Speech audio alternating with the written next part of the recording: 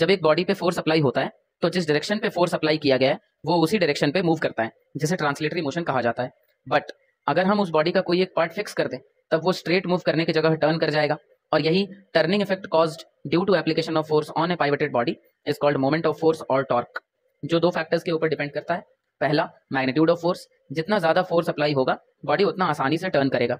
दूसरा है, पाइवटेड पॉइंट से जितना डिस्टेंस पे फोर्स अप्लाई होगा उतना ज़्यादा टर्निंग इफेक्ट प्रोड्यूस होगा। तो इन दोनों फैक्टर्स को मिला के मोमेंट ऑफ फोर्स का एक्सप्रेशन होगा tau is equal to F into D. यहाँ से आप इसका एसआई यूनिट निकाल सकते हैं जो कि न्यूटन मीटर होगा। मोमेंट ऑफ फोर्स एक वेक्टर क्वांटिटी है जिसका दो पॉसिबल डायरेक्शंस होता है, clockwise moment, anti clockwise moment. जैसा कि आप जानते हैं, जब भी एक पाइवटेड बॉडी पे फोर्स अप्लाई होता है इट टेंड्स टू टर्न।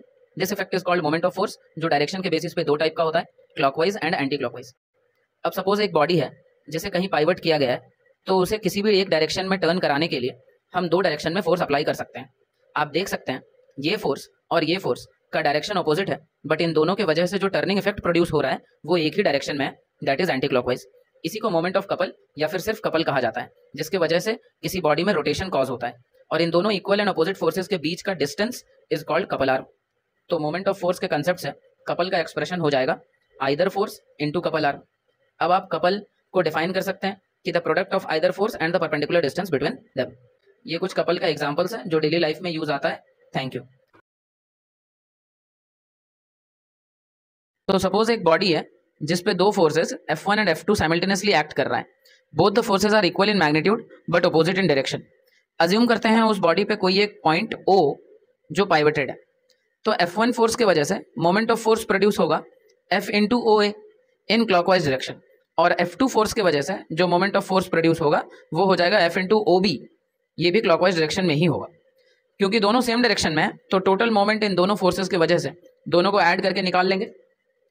हम यहाँ से F कॉमन ले सकते हैं, आएगा F into OA plus OB जो हो जाएगा F इंटू AB। इस F को हम लिख सकते हैं either of the forces and AB को perpendicular distance between both the forces. Principle of moment expression moment of couple का है।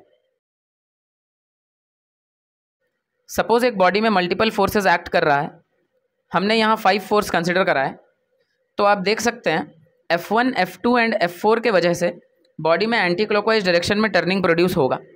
वहीं फोर्सेस F3 एंड F5 के वजह से क्लॉकवाइज डायरेक्शन में टर्निंग होगा। तो अगर इस बॉडी को अपना इक्विलिब्रियम पोजीशन मेंटेन करना है तो जितना मोमेंट क्लॉकवाइज डायरेक्शन में प्रोड्यूस होगा उतना ही एंटी क्लॉकवाइज डायरेक्शन में प्रोड्यूस होना चाहिए। यही प्रिंसिपल ऑफ मोमेंट्स है which states that for a body to be in equilibrium sum of anti-clockwise moments should be equal to sum of clockwise moments। ज्ञान Smith के channel को subscribe करें।